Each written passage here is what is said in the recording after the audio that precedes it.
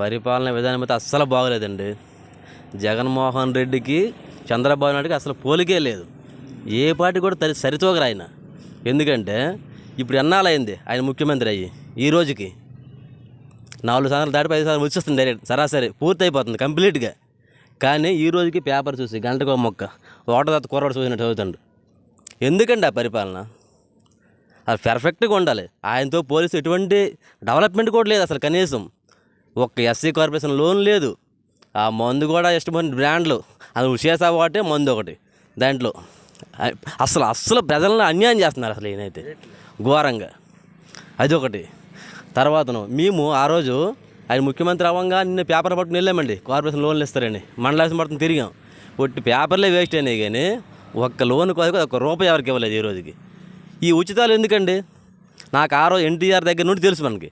ఆ రోజు ₹2 కిలో బియ్యం ఇచ్చారంటే ఆ రోజున ఆయన. ప్రజలు ఆ రోజు తిండికి ఇబ్బంది పడిన రోజులు అవి. ఈరోజు నువ్వు ఉచితంగా ఇవ్వాల్సిన అవసరం లేదు. ప్రతి ఒక్కరు సంపాదించుకునే కెపాసిటీ ఉంది. నువ్వెందుకు ఉచితంగా ఇవ్వాలి? పథకాలు అనవసరం అవి. పనికిమాలినవన్నీ పెట్టి అసలు ఆంధ్రప్రదేశ్ని నాశనం చేస్తారు అసలు కేవలం కంప్లీట్గా. ఆయన మళ్ళీ వస్తే అడుక్కు తినాలి అందరు కలిపి, అంతకంటే వేరే ఇది లేదు.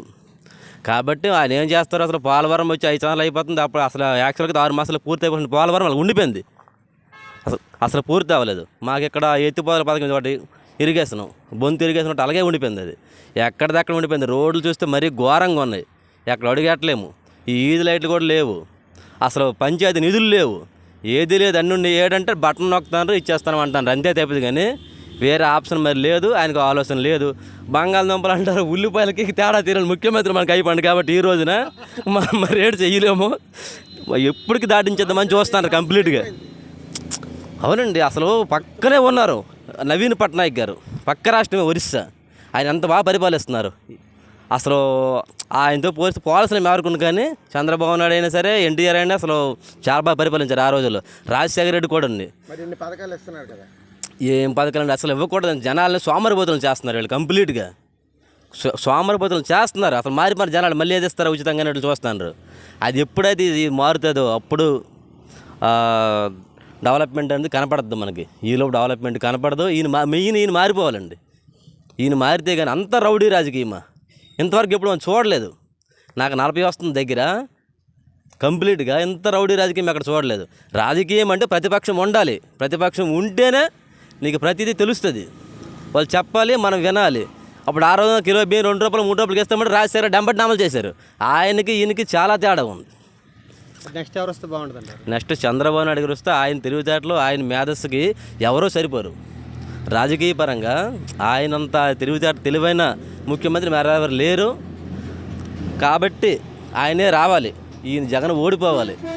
దాంతో పాటు మన పవన్ కళ్యాణ్ గారు కూడా ఆయనకి తోడయ్యారు. కాబట్టి ఖచ్చితంగా టీడీపీ విజయం ఖాయం, దీంట్లో సందేహం లేదు.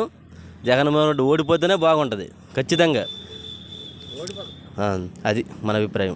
జగన్ చంద్రబాబుకి కూడా ఓడించి 175 అంటున్నారు, దాని మీద అభిప్రాయం? 175 మొత్తం కలిపి 0 అయిపోతామో చూడండి. అసలు డిపాజిట్లు రావేమో. ఎందుకంటే ఏంటంటే ఇది ఐఎస్ఎస్లో ఐపీఎస్లో మార్చినట్టుగా ఈ ఎమ్మెల్యేలు ఎంపీలు మార్చడం ఏంటండి ప్లేసులు. ఈరోజు మా ఊర్లో ఎవరన్నా బతిమాలితే బాబు రారా బాబు వెళ్ళి కొద్దిగా ఎత్తురంటే ఎత్తాడు. మీ ఊరు వచ్చి అలా తీరండి ఓడు ఇక్కడ నాకు చెప్పడానికి అంటారు. అలాంటిది ఎమ్మెల్యేలు మార్చడం ఏంటండి? ఇక్కడ అక్కడికి అక్కడ ఇక్కడికి వాళ్ళకి బుర్రలో పని చేస్తానో చేయట్లేదు తెలియదు. ఏది చేస్తానో వాళ్ళకే తెలియట్లేదు. అయితే వాళ్ళకి అర్థమైపోయింది సీను.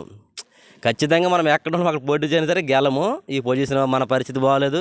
ఒక్కడేనంట ఏం వ్యాపారం రాష్ట్రం మొత్తానికి ఆయన ఒక్కడో దీంతోనే కెపాసిటీతోనే గెలిచేస్తారా? వీళ్ళు ఎవరికి అసలు రైట్స్ లేవు. ఎవరికి అసలు మా ఎమ్మెల్యే ఉన్నారు, ఏం పేరు, ధర్మాన కృష్ణదాస్ గారు.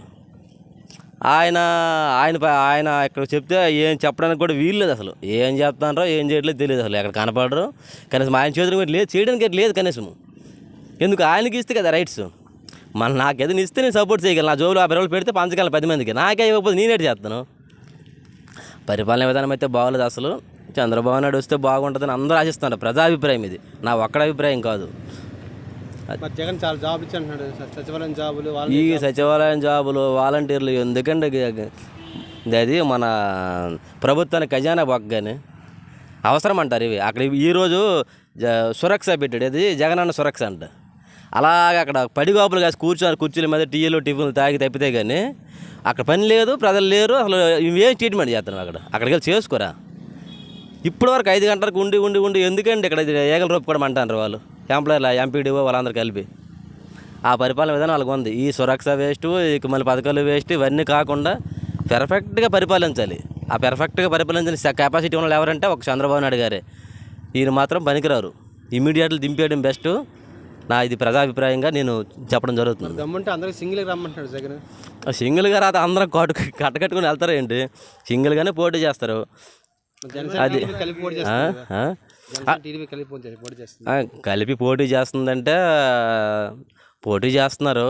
అది పవన్ కళ్యాణ్ గారు మొత్తం అన్ని సీట్లలో పోటీ చేయలేరు కాబట్టి అభ్యర్థులు కావాలి కదా ఆయనకు కూడా.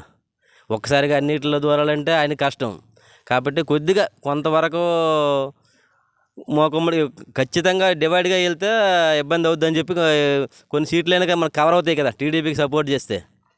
ఈ రకంగా దెబ్బ కొడదామని ప్లాన్తో ఎలాగైనా సరే జగన్మోహన్ రెడ్డి ఓడిపోవాలనే కాన్సెప్ట్తోనే పవన్ కళ్యాణ్ గారు టీడీపీలో చేరడం జరిగింది. ఖచ్చితంగా తప్పితే కానీ వీళ్ళేదో ఉడతూపులకి జడిసిపోయి ఆయన ప్రత్యేకించి వెళ్ళిపోయి పోటీ చేయాల్సిన అవసరం ఆయనకు కూడా లేదు. ఈ రోజున ఆయన ఆ రోజు రోడ్డు మీద పడుకున్నారు. ఆ రోజు ఆయనకు అవసరం ఏంటి? ప్రజలకు సేవ చేద్దామన్న కాన్సెప్ట్తోనే పవన్ కళ్యాణ్ గారు ఈరోజు అలా తిరుగుతున్నారు. అంతే తప్పితే కానీ ఆయనకు అవసరం లేదు. ఆయన కూడా అంత చేస్తున్నారంటే మరి ఈ రాక్షస పాలన పోవాలని కాన్సెప్ట్తోనే చేస్తున్నారండి మెయిన్. చంద్రబాబు పవన్ కళ్యాణ్ కలిస్తే జగన్ ఓడించగలరా? ఖచ్చితంగా ఓడిస్తారు. దీంట్లో ఎటువంటి సందేహము లేదు. మా ఉత్తరాంధ్రలో అయితే ఒక్క సీటు కూడా రాదు ఆయనకి.